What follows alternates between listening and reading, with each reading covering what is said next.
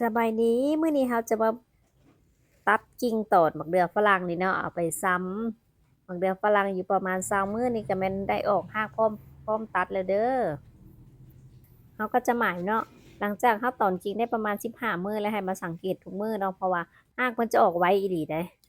ถ้าเพิ่นรากเพิ่นหันออกหลายโพดเนาะ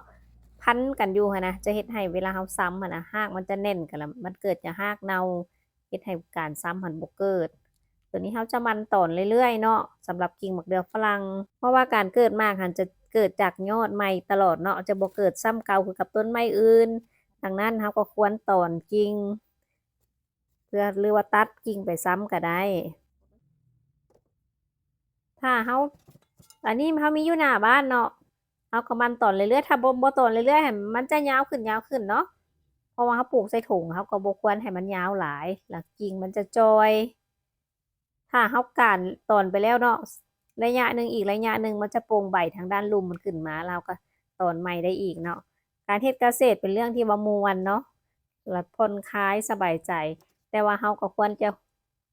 ทดลองการตอนกิ่งเองขยายพันธุ์เอง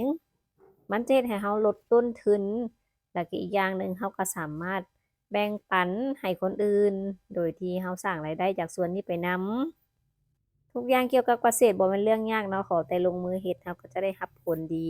ถ้าท่านคิดว่าคลิปนี้มีประโยชน์กดไลค์กดแชร์ให้พวกเราเด้อเพื่อเป็นกำลังใจในการเฮ็ดคลิปวิดีโอต่อไป แล้วพบกันใหม่ในคลิปวิดีโอหน้าของมีโฮมฟาร์มขอบใจหลายๆ